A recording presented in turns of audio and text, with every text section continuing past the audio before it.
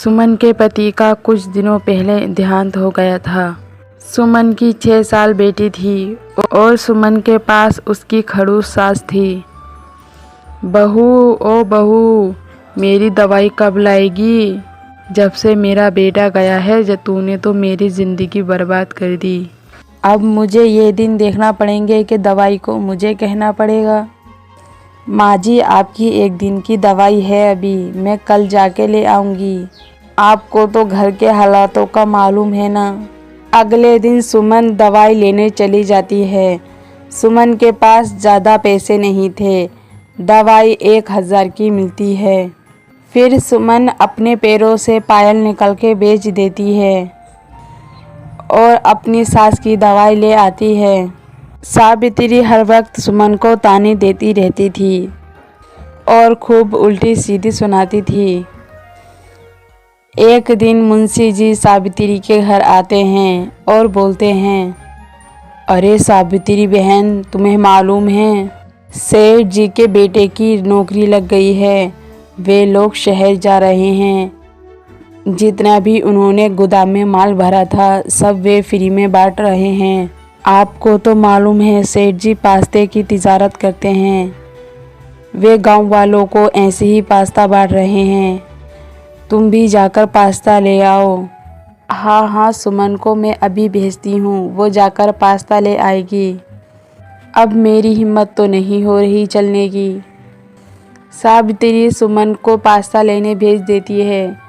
सुमन सेठ जी से पास्ता लेती है। सेठ जी, एक बात बोलूं, तुम्हें तो हमारे हालातों का मालूम है। मैं सोच रही थी ज़्यादा पास्ता दे दो, मुझे तो अच्छा रहेगा। अच्छा सुमन बेटी, तुम घर जाओ, मैं किसी के हाथ पास्ता तुम्हारे घर पहुंचा दूंगा। सुमन के घर सेठ जी पास्ता पहुंचा देते हैं। माँ, मुझे बहुत तेज की भूख लग रही है, मुझे पास्ता बना दो जल्दी वाला। हाँ काजल बेटी, अभी रुक, अभी पास्ता बनाती हूँ। सुमन अपनी बेटी को पास्ता बना देती है। सुमन के हाथों का पास्ता बहुत पसंद आता है। अगले दिन काजल बोलती है, माँ, मेरे आलू के पराठे खाने बहुत मन कर रहा है, आलू के पराठे बना दो ना। काजल बेटी, मेरे पास आलू तो नहीं है, मैं तुझे पराठे कैसे बना के दूँ? काजल की निगाह उस पास्ते पर पड़ जाती है। फिर काजल पास्ता बनाकर उसके पराठे बना देती है। अब घर में खाने के लिए कुछ भी नहीं था। सुमन अपनी सास को भी पास्ते के पराठे खिलाती है। अरे वाह बहू, ये पास्ते पराठा तो बहुत ही अच्छा लग रहा है। हाँ माँ, दादी सही बोल रही हैं, पराठे बहुत ही अच्छे लग रहे हैं। उन दोनों की ये बातें सुनकर सुमन के दिमाग में आइडिया आता है, माँ जी, क्यों ना मैं पास्ता पराठा बेचूं बाज़ार में जाके, इससे अपने घर का खर्चा चलेगा। क्या बहू, तुझे शर्म नहीं आ रही? तो घर से बाहर जाएगी काम करने के लिए? तुझे मालूम है हमारा ख़ानदान कितना इज़्ज़तदार ख़ानदान है और हमारे ख़ानदान में अभी तक कोई भी बहू घर से बाहर नहीं निकली। तू बाज़ार में जाकर ये पास्ता बेचना चाहती है? कुछ शर्म कर ले बगैरत, कुछ तो शर्म कर ले। सावित्री सुमन को खूब उल्टा सीधा सुनाती है। ये सारी बातें सुमन की बेटी सुनती है। फिर अपनी दादी से बोलती है, दादी माँ, तुम माँ को इतना बुरा भला क्यों कहती हो? माँ तो तुम्हारा बहुत ज़्यादा ख्याल रखती हैं। पिताजी के जाने के बाद माँ ही तो तुम्हारा ख्याल रखती हैं, तुम्हारे खाने पीने का और दवाइयों का। और तुम्हें मालूम भी है माँ जी ने तुम्हें दवाई लाके दी, कैसे लाके दी? माँ के पास पैसे नहीं थे, माँ ने अपनी पायल बेच के तुम्हें दवाई लाके दी। अपनी पोती की यह बात सुनकर सावित्री को अपने किए पे पछतावा होता है और वे शर्मिंदा हो जाती है। सावित्री के अंदर जितना गुरूर घमंड था और सुमन को बुरा समझती थी, वे सारा चूर चूर हो जाता है। तू मेरी बेटी नहीं, हीरा है, पर मैं तुझे नहीं समझ पाई। मैंने हर वक्त तुझे ही बुरा समझा। तू बाज़ार में पराठा पास्ता बेचना चाहती है तो बेच, और मैं भी तेरे साथ चलूँगी। सुमन बाज़ार में जाकर पास्ता पराठे का ठेला लगा लेती है। सुमन के पास्ता पराठे सब लोगों को बहुत पसंद आते हैं। किसी ने भी पास्ता पराठा नहीं खाया था, पहली बार सुमन के हाथों का खाते हैं। सुमन का एक ही दिन में काफ़ी अच्छा मुनाफा हो जाता है। सुमन रोज़ रोज़ अब यही बेचने लगती है। अब सुमन के हालात बहुत ज़्यादा अच्छे हो जाते हैं। सरोजना को तो माँ का प्यार बचपन से नहीं मिला, अब पिता का साया भी उठ गया था। सरोजना की खानदानी बुआ थीं, वे सरोजना को अपने गांव ले जाती हैं और सरोजना से घर का सारा काम कराती हैं। एक दिन सरोजना को बहुत तेज़ का बुखार आ गया था। सरोजना सोकर बहुत लेट उठती है, तभी उसकी बुआ आ जाती हैं। ओहो, महारानी यहाँ सो रही हैं, घर का काम कौन करेगा? चल उठ, जल्दी से नाश्ता बना दे। बुआ, मुझे बहुत तेज़ का बुखार है, मुझसे नहीं उठा जा रहा। अच्छा, तुझे तेज़ का बुखार है? अभी बताती हूँ। जब तेरी डंडे से पिटाई लगेगी तो यहाँ से भागती नज़र आएगी। अभी रुक जा, अभी लेकर आती हूँ। पिटाई के डर से सरोजना घर से बाहर चली जाती है। सरोजना चलते चलते थक जाती है, उसे बहुत तेज़ का बुखार होता है। सरोजना अचानक से बेहोश हो जाती है। गांव की एक औरत उसको देख लेती है, सरोजना को अपने घर ले आती है। देखो जी, इसको बहुत तेज़ का बुखार है, मुझे तो ये बहुत दुखी लग रही है और कितनी प्यारी बच्ची है। आप डॉक्टर को बुला लाओ और इसकी दवाई दिला देंगे। जब इसको होश आएगा तो इसके घर भेज देंगे। गीता डॉक्टर को बुलाती है और सरोजना की दवाई ले लेती है। जैसे ही सरोजना को होश आता है, वे लोग बोलते हैं, बेटी तुम्हारा नाम क्या है और कहाँ से हो? तुम रास्ते में बेहोश हो गई थी, मैं अपने घर उठा लाई। तुम कहाँ रहती हो? तुम्हारे घर छोड़ आऊँगी। नहीं आंटी, मेरा कोई घर नहीं है, मैं कहाँ जाऊँगी? मेरे माँ और बाबूजी भी नहीं हैं। सरोजना की ये बात सुनकर उन लोगों को दया आ जाती है। देखो बच्ची, हमारे पास भी पैसा नहीं है, हम अपना पेट भी सही नहीं पाल रहे। चलो ठीक है, जब तुम्हारा घर का जाने का मूड हो तो बता देना। गीता अपने पति के साथ बाहर मजदूरी करने चली जाती है। घर में सरोजना अकेली रह जाती है।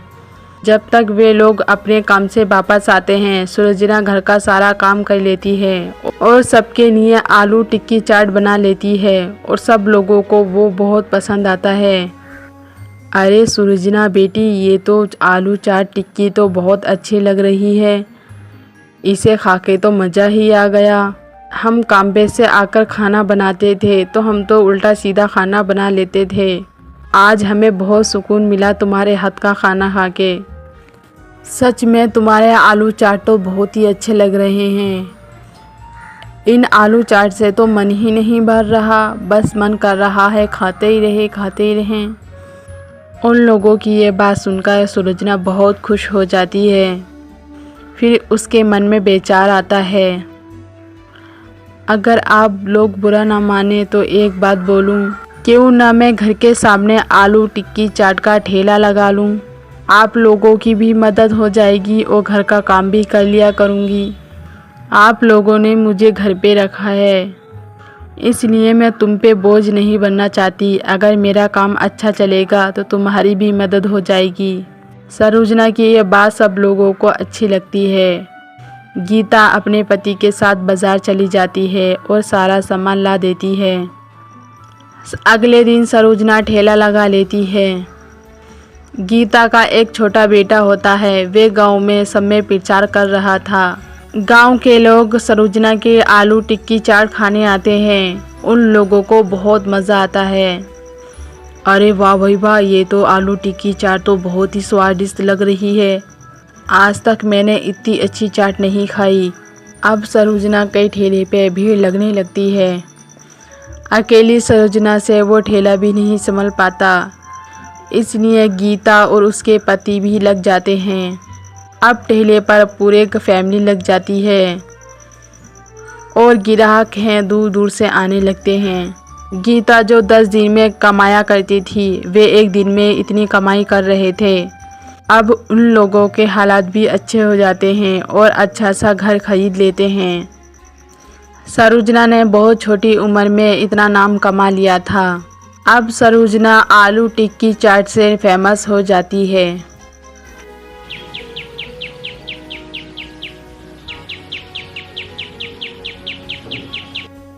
अनमोल की 2 बेटियां होती हैं, रश्मि और वर्षा। वे दोनों बहनें पढ़ाई में बहुत अच्छी थीं। दोनों बहनें बचपन से ही स्कूल में फर्स्ट आती थीं। अनमोल मेहनत मजदूरी करता और अपने घर का खर्चा चला रहा था। उधर अनमोल की बीवी ललिता अपनी बच्चियों को पढ़ा लिखा रही थी। जो भी अनमोल पैसे लाता था, ललिता उसमें से पैसे बचाकर अपनी बेटियों को बड़े स्कूल में पढ़ा रही थी। समय के साथ साथ वे दोनों बेटियां बड़ी हो जाती हैं। ललिता और रश्मि की 12वीं क्लास थी। वे दोनों बहनों के बड़े बड़े सपने होते हैं। माँ, तुम देख लेना, एक दिन मैं IPS बनूंगी। और हाँ माँ, मैं डॉक्टर बनूंगी। हाँ मेरी बेटियों, तुम्हें पढ़ लिख कर बड़ा बनना है। जो तुमने सपने देखे हैं वो पूरे करने हैं। अरे ललिता, तुम बच्चियों को घर का काम काज सिखाओ, ये बड़ी हो गई हैं। ससुराल में पढ़ाई लिखाई नहीं चलेगी और जो ये सपने देख रही हैं ये कभी पूरे नहीं होंगे। अनमोल की तो मर्जी नहीं थी बच्चियों को पढ़ाने की, पर ललिता की वजह से पढ़ रही थी। उन दोनों बहनों की 12वीं क्लास की पढ़ाई पूरी हो जाती है। ललिता बीमार पड़ जाती है। कुछ दिनों बाद ललिता का देहांत हो जाता है। एक दिन अनमोल के बड़े भाई आते हैं और अनमोल से बोलते हैं, अरे अनमोल, तू अपनी बच्चियों को कब तक पढ़ा लिखाएगा? ये दोनों बच्चियां जवान हो गई हैं, इनके रिश्ते देखकर इनकी शादी कर दे। भला हमारे ख़ानदान में कौन पढ़ता लिखता है? आखिर लड़की पढ़ लिख कर तो चूल्हे में ही झुकती हैं। तू बेफालतू के पैसे बर्बाद कर रहा है इनके ऊपर। इतने पैसे तो इनकी शादी में लगा सकता है। अपने बड़े भाई की बात अनमोल के फिट हो जाती है। अनमोल अब दोनों बेटियों के रिश्ते देखकर शादी कर देता है। वे दोनों बहनों की शादी एक ही घर में होती है। दीदी, बाबा ने बिल्कुल अच्छा नहीं करा, हमारे सपने तो सारे तोड़ दिए। अब हम आगे की पढ़ाई कैसे करेंगे? अरे रश्मि, तू फिक्र न कर, हम आगे पढ़ाई करेंगे। और सबके ससुराल एक से थोड़ी नहीं होते हैं, क्या मालूम ये लोग हमें आगे पढ़ाई करा दें। वर्षा और रश्मि की बात उसकी सास सुन लेती है। अरे ये क्या सपने हैं? ये सपने कभी पूरे नहीं होंगे। हमारे यहाँ पे नहीं चलता कोई पढ़ाई लिखाई। यहाँ आई हो, काम काज पे ध्यान दो। और तुम्हारी माँ ने तो पढ़ाई कराई है तुमसे, घर का कोई काम तो सिखाया नहीं है। जो भी करती हो उल्टा करती हो। तुम्हारे जो सपने पहले थे उसे ख़त्म कर दो। अब ये सपने दोबारा मत सोचना। इस घर की बहुएं बाहर पढ़ाई करने नहीं जाएंगी। पूर्णिमा की बात सुनकर दोनों बहनें उदास हो जाती हैं और अपने काम पर ध्यान देने लगती हैं। एक दिन पूर्णिमा अपनी सहेली से मिलने जाती है। तभी ये दोनों बहनें मौके का फ़ायदा उठाती हैं। वर्षा और रश्मि यूनिवर्सिटी जाती हैं फॉर्म भरने। जब तक पूर्णिमा अपने घर वापस आती है तब तक वे दोनों बहनें यूनिवर्सिटी से घर आ जाती हैं। अब दोनों बहनें काम करती थीं और अपने अपने कमरे में पढ़ाई करने बैठ जाती थीं। उन दोनों के पति काम में बहुत बिजी रहते थे और वे बाहर रहते थे, इसलिए वर्षा और रश्मि को पढ़ाई में आसानी हो जाती है। एक दिन पूर्णिमा को इन दोनों बहनों की पढ़ाई के बारे में पता चल जाता है। वे अपने दोनों बेटों से शिकायत करती है। पूर्णिमा के दोनों बेटे भी नहीं चाहते थे ये लोग पढ़ाई करें। वे दोनों भाई उन दोनों बहनों को घर से बाहर निकाल देते हैं। अब वर्षा और रश्मि कहाँ जाती, उनका तो कोई ठिकाना नहीं था। वे दोनों बहनें कुछ किताबें साथ में ले आई थीं। रोड के किनारे एक छोटा सा गांव था। वे दोनों बहनें एक पुरानी झोपड़ी में रहने लगती हैं। रश्मि, अब ये दिन आ गए हैं अपने सपने पूरे करने के। आखिर हमें पढ़ाई करनी है और अपने सपने पूरे करने हैं। हाँ वर्षा दीदी, तुम सही बोल रही हो। जो हमारे बचपन से सपने हैं वो पूरे करने हैं। वे दोनों बहनें अब पढ़ाई में बहुत ज़्यादा मगन हो जाती हैं। उन दोनों बहनों को खाने पीने का भी ध्यान नहीं रहता। ऐसे ही कुछ दिन बीत जाते हैं। उन दोनों बहनों की मेहनत रंग ले आती है। वे दोनों बहनें एग्ज़ाम में पास हो जाती हैं और दोनों बहनों की सरकारी नौकरी लग जाती है। उधर पूर्णिमा के बेटों की फैक्ट्री में आग लग जाती है और वो पूरी तरीके से बर्बाद हो जाते हैं। जो उनका रहने का घर था वे भी उनका नहीं रहता। वे लोग भी सड़क पर आ जाते हैं। इधर वर्षा और रश्मि खुशी में गरीबों को खाना खिलाती हैं। वे दोनों बहनें देखती हैं उनके ससुराल के वहाँ पे खड़े थे। वर्षा और रश्मि का पूरे गांव में चर्चा था। इतना अच्छा मुकाम देखकर वे दोनों हैरत में हो जाते हैं। पूर्णिमा अपनी दोनों बहुओं से माफ़ी मांगती है। माफ़ कर दो दोनों बहनें, अगर हम लोग तुम्हारा साथ देते, पढ़ाई लिखाई कराते तो शायद ये दिन भी नहीं देखने पड़ते। हमें तो अपने पैसों पे गुरूर था। आज देखो हम पूरी तरीके से बर्बाद हो गए हैं। अब हमारे सर पर छत भी नहीं है। पूर्णिमा की पूरी कहानी सुनती हैं। उन दोनों बहनों को दया आ जाती है।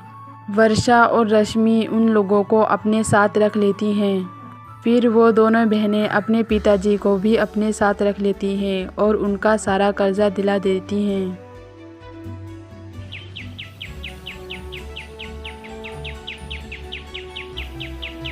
जिस कॉलेज में राधा पढ़ती थी उसी कॉलेज में रचना भी एडमिशन ले लेती है। जब से रचना को पता चलता है राधा इसी कॉलेज में पढ़ती है, रचना राधा से चिढ़ने लगती है और हर छोटी छोटी बात पे गुस्सा करती है। राधा की सगाई रचना के भाई से होती है। देखो राधा, मेरी बहन बहुत भोली है और पढ़ाई में भी बहुत तेज़ है। तुम दोनों एक ही कॉलेज में पढ़ती हो, इसलिए तुमसे बोल रहा हूँ, मेरी बहन का ख्याल रखना। जो भी रचना कॉलेज में क्या करेगी राधा मुझे सब बताया करेगी।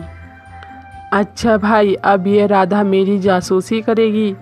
जब से राधा और अनमोल की सगाई होती है रचना और ज़्यादा चिढ़ने लगती है। रचना कॉलेज में भी राधा को नज़रअंदाज करती है। अरे यार रचना देख, तेरी भाभी बुला रही हैं।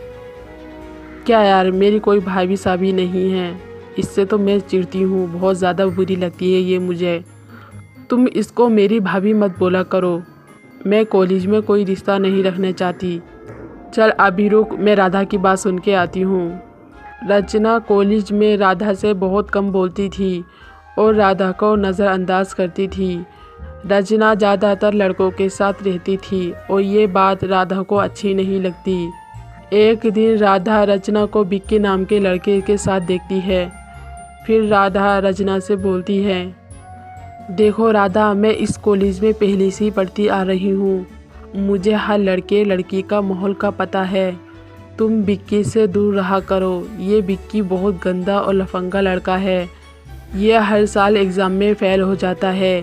बस इसको तो लड़कियों से बातें करनी होती हैं और यह अमीर बाप की बिगड़ी औलाद है। इसको कोई फ़र्क नहीं पड़ता। ये लड़कियों की ज़िंदगी बर्बाद करता है। अच्छा, तुम कौन होती हो मुझे बताने वाली? मैं खुद समझ सकती हूँ क्या मेरे लिए क्या अच्छा है और क्या बुरा। तुम्हें जलन हो रही है ना, मैं इतने हैंडसम लड़के के साथ जो रहती हूँ। राधा रचना को बहुत समझाती है पर उसके समझ में नहीं आती। एक दिन बिक्की रचना से बोलता है, देखो रचना, ये राधा है ना, ये बहुत भोली बनी रहती है। मैं बता रहा हूँ, मैं इसे पहले से जानता हूँ। तुम्हारे घर जाकर तुम्हारा घर बर्बाद कर देगी और ना जाने इसने कितने लड़कों को फंसा रखा है। इससे तुम अपना पूरा बदला लो, नहीं तो तुम्हारे भाई को तुमसे दूर कर देगी। जैसा भी मैं बोल रहा हूँ वैसा करो। रचना बिक्की के बातों में फंस जाती है। जैसे बिक्की बोलता है वैसे ही रचना करती है। रचना अपने भाई अनमोल को बुला लेती है और उधर राधा के पास एक लड़का भेज देती है। देखो भाई, ये राधा तुम्हें धोखा दे रही है। यहाँ कॉलेज में न जाने कितने लड़कों से बोलती है। मैं तुम्हारी बहन हूँ ना, इसलिए मैंने तुम्हें सब दिखाया है। ये सब देखकर अनमोल राधा के पास जाता है और राधा को उल्टी सीधी सुनाता है। राधा, मुझे तुमसे ये उम्मीद नहीं थी। तुम मुझे धोखा दे रही हो। मैं तुमसे शादी नहीं करना चाहता और ये मंगनी तोड़ता हूँ। अनमोल की ये बात सुनकर रचना बहुत खुश होती है। उधर राधा रोने लगती है। राधा रोती हुई अपने घर जाती है। तभी रास्ते में अनमोल मिल जाता है और अनमोल राधा से बोलता है, देखो राधा, मुझे तुम पर खुद से ज़्यादा भरोसा है और तुम ऐसा कभी नहीं कर सकती। मुझे रचना की हरकतों का मालूम है, इसलिए तुमसे बोल रहा हूँ, तुम मेरा साथ दो और ये सब कुछ भूल जाओ जो मैंने तुमसे बोला है। राधा अनमोल की बात समझ जाती है। फिर जैसे अनमोल बोलता है वैसे ही राधा करती है। विक्की एक पार्टी में गया हुआ था। वे लड़कियों से बातें करता है। तभी राधा अपने साथ रचना को भी ले जाती है। सारी विक्की की सच्चाई रचना के सामने आ जाती है। और मैं तो इस विक्की के बताए हुए रास्ते पे चल रही थी। मुझे क्या मालूम ये मुझे भी धोखा दे रहा है और लड़कियों की तरह। तुम्हारा बहुत शुक्रिया जो तुमने मेरी आंखें खोल दी। ना जाने मैं भी इससे धोखा खा जाती। रचना अब विक्की से कोई रिश्ता नहीं रखती और दोस्ती भी तोड़ देती है। रचना को अपनी गलती का एहसास होता है। अब रचना और राधा दोनों मिलकर साथ पढ़ती हैं।